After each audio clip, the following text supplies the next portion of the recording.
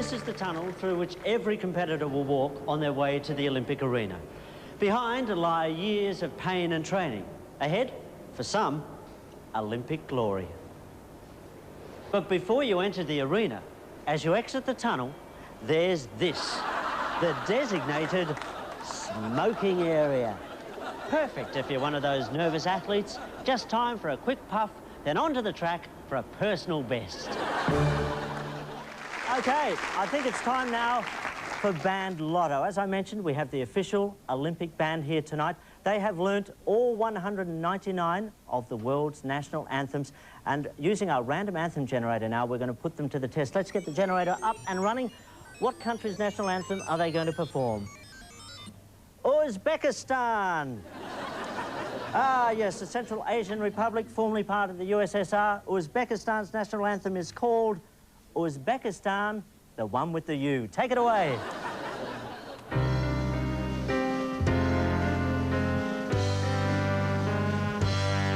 We're Uzbekistan, not Pakistan, not Afghanistan or Turkmenistan, not Kyrgyzstan, can't you understand? We're Uzbekistan, the one with the U.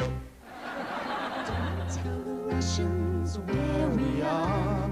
They've still got weapons, nuclear. I know that we all seem the same, But ours is such a different name. We're Uzbekistan, not Pakistan, not Afghanistan or Turkmenistan, not Kyrgyzstan or Kazakhstan or Tajikistan. We're Uzbekistan, the one with the U.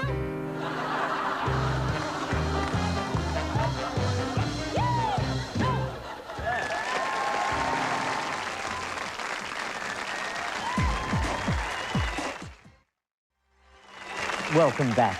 The Olympics are not just about sport, they're also about merchandising. And there's some pretty special stuff around. Did you know that McDonald's, who are the official caterers to the Sydney Olympics, have devised special food for special countries? For instance, this, for the Chinese athletes, a yummy quarter panda. It's great, isn't it? But if you want the best Olympic merchandise, there's only one place to go. This is the Olympic store over here. Now let's come in and take a look at some of the merchandise and see what the Olympic store has to offer us. Because this is, as you know, the Olympics is all about merchandise and about product placement, and also I believe there's some people running and swimming in the middle of all of that. This is, of course, Peter, the poisonous kookaburra. This is one of our Olympic mascots. It's little known that kookaburras are highly poisonous. One bite from this incredibly sharp beak will kill you, but somebody thought it would make a cute mascot. What else have we got around here? Ah, yes. This is Edward, the nauseating echidna. Now, echidnas aren't exactly poisonous, but what happens is if you come in contact with their skin over a prolonged period of time, you get what's known as necrosis, where your own skin gets eaten through to the bone. Nonetheless, another Olympic mascot. Hello. Hello, Andrew. How you going? I'm very good, thank you. You must be Joseph from the Olympic store. I am. I'm wondering, Andrew. Can you stop for a second? Do we have permission from the SOCOG or not? Oh, SOCOG loves being here. I was talking to Michael Knight just this morning, and he was smiling the whole time I was talking to him, so I figure he was happy for me to be here. All right, let's find out where you're right now. Hang on. Okay. So this is what's known as Share the Spirit. This is the slogan to this year's Olympics, Share the Spirit. And you can share the spirit as long as you're officially sanctioned and you plan to make money out of it. Other than that, well, you can get stuffed. Let's look around while Joseph's just checking, shall we? Let's see what else we can buy here. They're very busy, Olympic athletes. They often don't have time to actually compete because they're endorsing a lot of products, appearing in commercials, and also having their wee tested. So this is where they come to get their Olympic gold medals. There are table tennis, wrestling medals, all sorts of gold medals here. It's not as hard as you might think. It's just a plane fare to Sydney, walk into the shop, and you go home a champion. It's a fabulous system, and how the game should have been for a long time. What else have we got? A Sydney 2000 bus. Now, what's interesting about this is it's not moving, which makes it very lifelike, because the actual bus is here. Hello, Joseph. It's good to see you back. Actually filming the store, guys, until Now, you get permission to say go. All right? What happened to sharing the spirit, Joseph? What happened to sharing the spirit? I'm fine with you filming in the store if you get permission. Don't have permission so you can't film, all right? Out, guys. You don't want to share the spirit with us, Joseph? Guys, let's go. Welcome to the Sydney Olympics, everybody. Thank you, Joseph. Have a good games, won't you? Share the spirit, Joseph. Well, there we go. That was the Olympic store, and what fun it was. And that's what it's like. Sydney welcomes its visitors. If you have permission, go in there and give them money. That's what it's about. We are certainly sharing the spirit tonight. A bit anxious, though. Ben Elton is due to be here. Crossing back to Georgina Harrop at the Olympic News Desk. Georgina, how's traffic looking? Is Ben any closer? Yes, Andrew. Traffic's still not improving out there. OK, well, I think what I might do is, if you can cover for me, Georgina, I'll go and find him myself. He can't be too far away. Sorry about this. Andrew, I mean, this city, man, it's been like, you know, I was so happy to get here a month ago for a 4-day trip. I did my 4-day trip. I've been in the traffic ever since trying to leave. The British Olympic team, they're coming to Australia. Truthfully, what are their chances? Well, I mean, I think we're in a very strong position. I'll tell you why, because I think really what sport's about is bettering your own game. It's climbing. You've always got to do better than you did. Sure. Now, obviously, for the Australians, that's kind of a challenge because last time they did very, very well. Yeah. But for the Poms, you know, you're looking at a record of 1 gold medal in Atlanta. 1 gold. Yeah. So I think the chances of getting maybe 100% improvement, double, better, double everything, is good. The thing is, though, with country, you know, like at school when you weren't any good at sport, should it be the same for the Olympics? Should England be allowed to turn up with a note excusing them, and then they just go around the back of the stadium with the other countries that aren't very good and have a cigarette? Well, I think that would be great. I think, as you know, I mean, we've talked about this before. I think before that happens, I think the other teams should let us win a couple. Because at school, I remember when I was at school, there was a feeling of, you know, you'd say to the big boys, you know, you've won enough. The crap kids are crying. Give them a go. Give the crap kids a go. Bugger off. Yeah. Well, one thing, I think we should get an honorary gold medal. What for? I'll tell you why we should get an honorary gold medal, because we always turn up. Everyone takes the piss. Everybody laughs, says, what are the Poms doing here? What are the Brits here for? They can't play. They're no good. They're an embarrassment. And we're always there. And that's what sport's about. I care for the chances of the British Olympic team.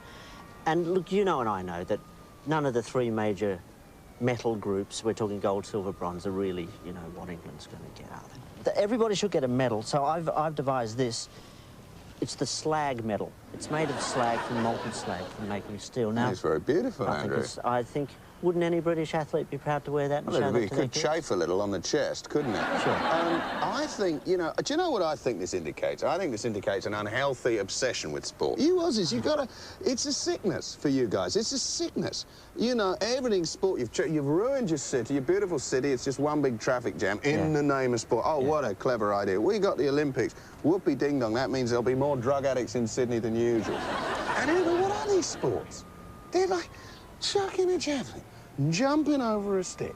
You know, these sports were invented, well, 3,000 years ago because they were training a young man, a young woman, the things they need in life. You want to eat, you got to chuck your spear in an antelope, so let's train. You want to run away from the mammoth, you got to jump over that rock, so let's train. And that's what sport meant. Well, there's not a lot of call to bring down an antelope. We go to McDonald's down our way. Not a lot of call to escape a mammoth. You know, we tend to jump on a bus, get a cab. So let's look at modern sports, skills that are required in a modern age. Nobody needs to throw a spear anymore. Park in a car. Now, that would be good. Parking a car in traffic, getting through the traffic jam. Drinking games. Program a video. Program a video, absolutely. Manage to get on the web and find something that you want inside an hour. Is there a sport that you think is perhaps too stupid to stay in the Olympics? One which should be removed? Doesn't have a point anymore. Well, I've said earlier that, you know, jumping over the stick. Yeah, I feel like strongly. That. Well, jumping over a series of sticks. Throwing a stick. Running and not having any sticks to jump over, so it's just a straight, you know. I mean, with tennis or football, at least there's a game going on, but athletics, it's gone, it's happened. Everyone I speak to always singles out poor old synchronised swimming. I couldn't disagree more. I think it's one of the very few Olympic sports which are genuine entertainment from start to finish. Fabulous. I bow to no one in my appreciation of gussets flashed in unison, wet, glistening, fabulous formal dance. And the main thing is, as you have said, being upside down in the water, flashing your gusset, twirling your legs with plugs up your nose, It's a life skill you can use at any time. Ben Elton, thank you for being part of the show. Good luck getting into the airport. Thank you very much indeed. I'll probably see you back here in a year or two. Probably after the show, I'll come back for a drink. You won't have moved. For a drink. I certainly don't think I'll have moved. Got to go. Bye-bye. Bye.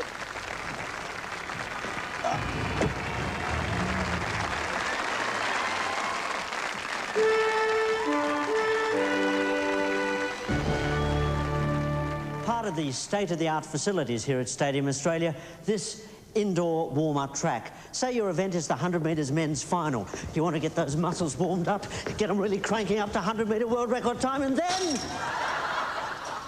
you discover the track's only 80 metres long. There's going to be a lot of withdrawals these Olympics. Time now for another band lotto. We have the official Olympic band here. They have learnt, or so they claim, all 199 national anthems. We're going to put them to the test now with our random anthem generator, which is going to pick a country at random for them to do the national anthem of. And the country is... Switzerland, the world's most boring nation. Let's see. Switzerland, yes, their national anthem is called, Switzerland, Neutral with Attitude.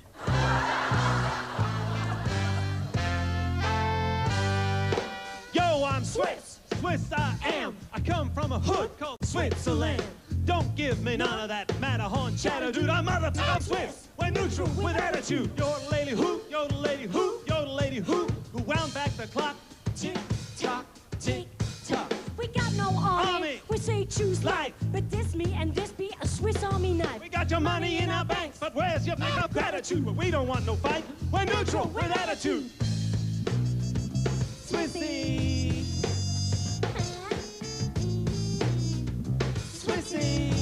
Great work. The Swiss national anthem, ladies and gentlemen. Excellent work. Neutral with attitude. Stay with us, because coming up, we're going to reveal Australia's best-kept secret, how the Olympic cauldron will be lit, and by who. Let's hit it! Swissy! Swissy! Swissy in the house. Right now, we're crossing to our Olympic news desk, and Georgina Harrop. Come in, Georgina. Hi, Andrew. The Afghanistan swimming team hit the water today in preparation for their first Olympic Games. Given permission to compete by the normally strict Taliban administration, the devout Muslim swimmers enjoyed their first hit out in Australia. But while the men attracted their fair share of attention, it was the women's swimming team and their unusual bodysuits who really turned heads. Good luck to them all. Now, is there anyone here tonight who can tell me the name of the mascots for the Sydney Olympics? Anyone at all? Anyone? Hands up, hands up, hands up. Yes, what are the names?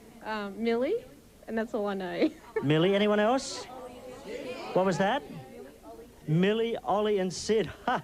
You are completely wrong, because we do have some fantastic mascots for the Sydney Olympics. Let's meet them now. Come on down, mascot number one. Yes, the very lovable Harry Hypodermic. Here he is.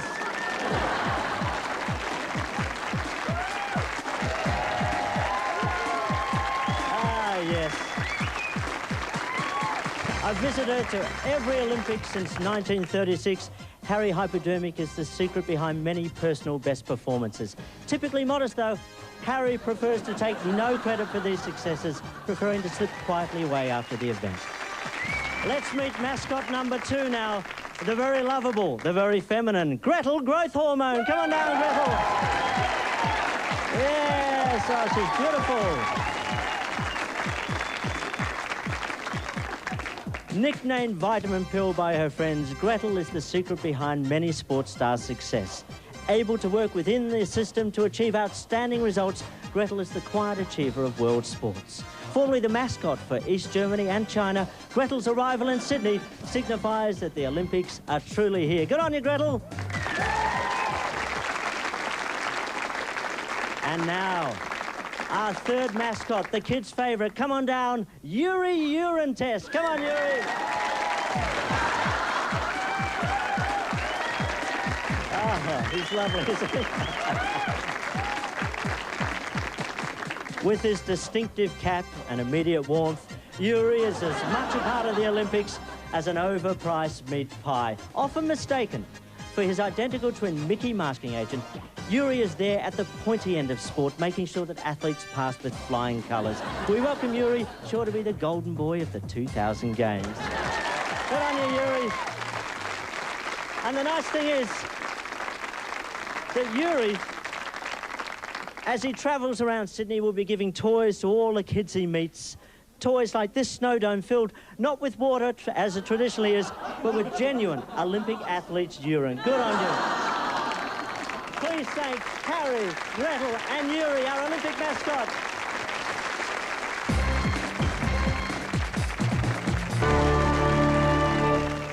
Security is of paramount importance at the Games. Obviously, with the Chinese female swimming team in town, no one feels particularly safe.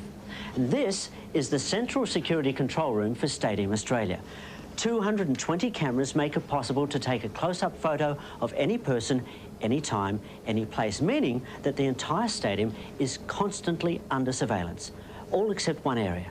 That's right, the Central Security Control Room, which doesn't have any camera of its own, which means that with 10 seconds and a stun grenade, you could take the whole place out. I'll leave that thought with you.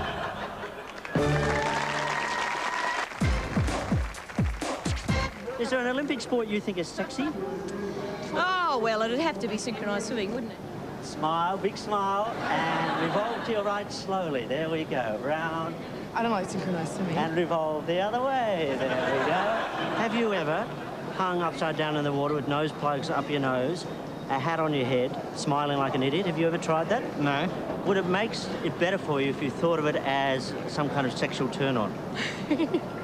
Honestly, have you ever tried sex with nose plugs and a hat on or goggles? No, I haven't. Fantastic, I can recommend it. Could it be a sexual turn-on? If your name was Michael Hutchins, it might be, but I don't think so.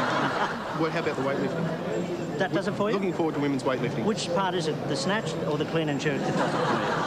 Does that do it for you, Barry? That doesn't mean anything. It's a turn off for me. That's a turn-off for you, is it? Yeah. Have you tried oiling up and going on the mat hard with another man? Have you tried that? No, I don't fancy it at all, I'm afraid. Just two men oiled up, going hard at it on a mat. It's not working for you, Terry? No. Not a little bit? No. Not a little bit of a stirring down there where No. Captain Sex lives? No. No. Excuse me, we're collecting for the Olympics, so thanks very much.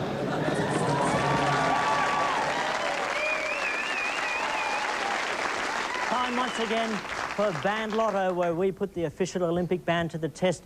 Do they know all 199 national anthems required at the Games? Let's crank up our random anthem generator, see what country it selects this time. Costa Rica. In Central America, Costa Rica, their national anthem is Costa Rica, Pretend That We're Not Here.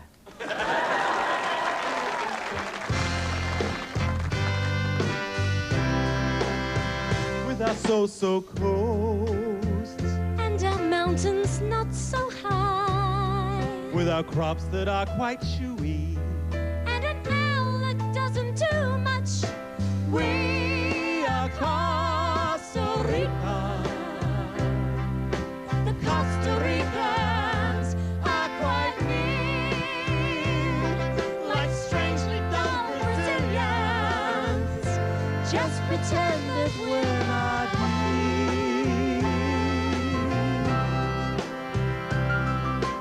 We are Costa Rica. We are Costa Rica.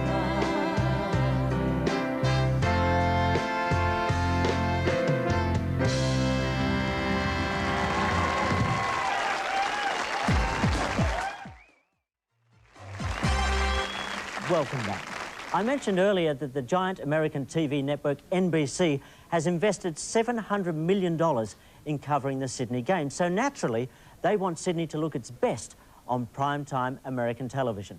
How are they doing it? Well, NBC let us follow two of their employees around for a day as they tried to make Sydney even more beautiful. Because we have certain requirements that we have to fulfill to bring up the area. And unfortunately, you're what we refer to as being... Prime time impaired? You're prime time impaired, or visually under performing. They're really not up to Olympic standards. The standards here, and you're kind of, well, kind of here. We're prepared to give you every assistance necessary for you not to be here for the duration of the Olympic Games. That could be a little bit of a problem. I don't think I'll be going anywhere near the Olympics. Oh, that's good. And it's not so much the way that we look at you, but it's the way that the camera looks at you. And there's going to be cameras everywhere, and we can't risk 200 million Americans watching TV, get the urge to change the channel because they see, like, you. No, it's up to me. I think you're a beautiful man. I think you're a beautiful person. Unfortunately, the camera doesn't. You got a beautiful, rugged Australianness about you, but unfortunately, it's something that most Americans can't appreciate. Really, I don't want to have an argument about it. Just leave me alone, please. Yeah, I think you're both beautiful people on the inside. It's just on the outside, well, it just reflects different things. We give you travel, we give you accommodation to Melbourne. Check this shit out. They Brisbane. off the street with dreads and trying to send them away during the Olympics. That's what you're doing, right? Taking the riffraff off the street and trying to get rid of them. Well, we want to make sure that we've got all your contact details so that when it's time for you to leave the city, you'll be ready to go. This is NBC, gentlemen. NBC doesn't want me on my own school in my own town. NBC. I am going to reveal exactly how the Olympic cauldron will be lit. Now, the organisers of the Olympics do not want this revealed. We've worked it out through some very skillful detective work by people on our team, and we got the first clue, ironically, a few weeks ago, when the cauldron itself was inadvertently revealed to Australia's media. And after today's unscheduled viewing, some details of the flame have leaked. We're told the cauldron will have complex hydraulics, involve many moving parts, described by organisers as a mechanical masterpiece. Well, that got us going, and with the help of 3 private detectives in 2 countries, we've been able to track down the man who will light the cauldron. He's one of Australia's most famous exports, and for those who may not remember him, here he is at his peak. I'm Jake the fake diddle-diddle-diddle with the extra leg diddle-diddle-diddle. Wherever I go through rain and snow, the people always let me know there's Jake the fake diddle. Oh, it's excellent stuff. Here is the man himself, Australia's most famous export. He's delighted to be the man responsible for lighting the Olympic cauldron. Hello, Rolf Harris. G'day, Andrew. Nice to talk to you again. You know, all my life I've wanted to be a part of the Olympic Games. As a teenager, I thought I could swim for Australia. And then in later years, I thought maybe I could be part of the closing ceremony and extinguish the flame on the last day. Maybe with a bit of eefing, like eef, eef, or puff it out with the puff of wind from the wobble ball. But to be chosen to be part of the lighting the flame ceremony, it's beyond my wildest dreams. A very emotional, very proud Rolf Harris, and why shouldn't he be? Now, if you still haven't worked it out, why Jake the Peg, let's go back to that news story. It said the cauldron will be made of many moving parts, complex hydraulics, and a mechanical masterpiece. So right now, against the wishes of Olympic organisers, we're going to show you how the cauldron will be lit and exactly what billions of viewers will be seeing in just a few days' time. I'm Jake the fake diddle-diddle-diddle with the extra leg diddle-diddle-diddle. Wherever I go through rain and snow, the people always let me know there's Jake the fake diddle-diddle-diddle with the extra leg diddle-diddle-diddle. Wherever As a little treat, we've got the official Olympic band to finish the show off with a rousing edition of the English national anthem. Take it away, guys. We're really not very good at sport, we're not very good at all. We hate the thought of track and field or things with bat and ball.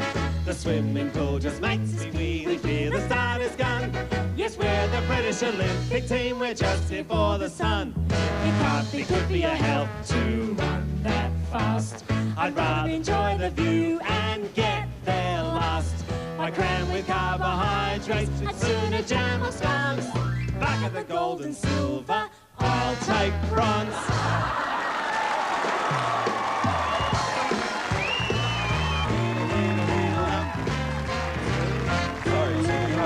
question to ask you. Yeah, could you just wait right here? Wait here, just sir. a moment. Just wait right here. Okay, let's go. Sir, where your car may very well be attractive, you, sir, are not. Excuse me? We have to take you to a few buses. You have to leave the... I don't think you understand. I want passes for a television star in Australia. Sorry, sir, I don't think you understand. It's time for you to leave. You, sir, are mass media unfriendly. It's time to go. Thank you, sir. Do you have any idea? Would you like Brisbane or Melbourne? Do you have any idea who I think I am?